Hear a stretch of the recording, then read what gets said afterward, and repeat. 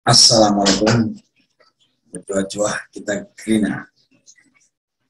Teman-teman, ini ada lagi berita tentang munculnya kerajaan Angling Dharma di Pandeglang. Lalu banyak yang bertanya, Bang, itu bisa nggak dihukum itu? Rajanya itu, sultannya itu bisa nggak dipenjara, Bang? Karena dia bikin kerajaan ngarang-ngarang.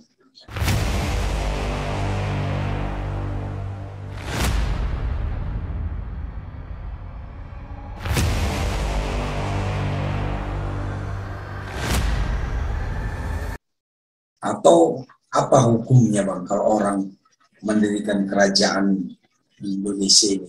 Kita kan sudah merdeka, sudah punya negara. Apa boleh mendirikan lagi kerajaan di dalam?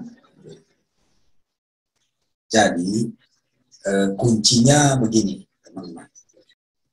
Selama dia tidak melakukan pelanggaran hukum, maka dia tidak bisa dihukum.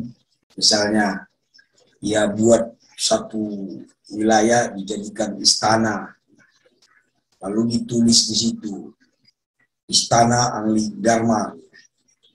Lalu masuk ke dalam ada bangunan-bangunan seperti kerajaan dan ada singgasanana, atau bahkan dia mengaku sebagai raja atau sultan.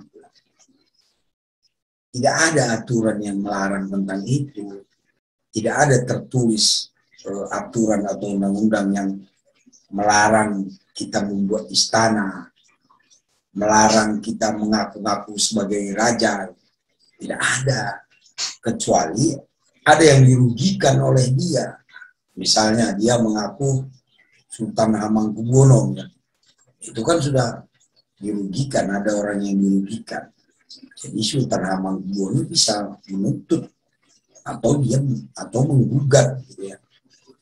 Atau dia mengaku saya Sultan Delhi, gitu. Itu kan ada yang dirugikan. Itu bisa dia digugat atau dituntut. Ya. Tapi selama tidak ada yang dirugikan dia, maka tidak bisa kita melarang dia, teman-teman. Contoh lain misalnya kan, dia mengaku sultan, lalu mengumpulkan uang. Dengan pengakuannya itu, akhirnya orang bersedia memberikan uang. Itu bisa dikenakan pasal penipuan atau penggelapan jika si korban merasa dirugikan, ya. Karena dia mengaku sultan, akhirnya orang mau memberi uang, itu bisa kena pasal penipuan atau penggelapan dia. Tapi selama tidak ada yang dirugikan, tidak bisa kita hukum, tidak bisa kita larang, karena memang belum ada undang-undang yang melarang, ya, secara jelas atau tegas.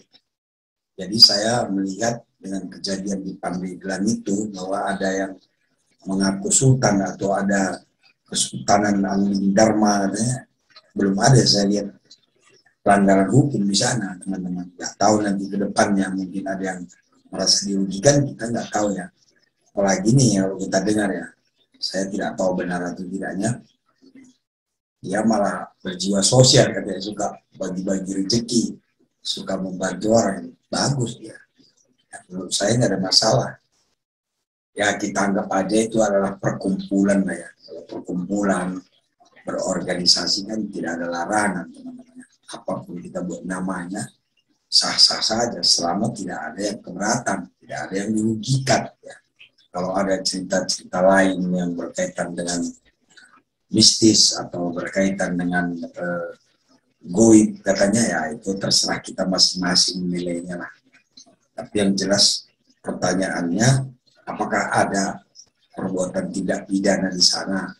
Apakah ada yang pihak-pihak yang dirugikan? Itu saja.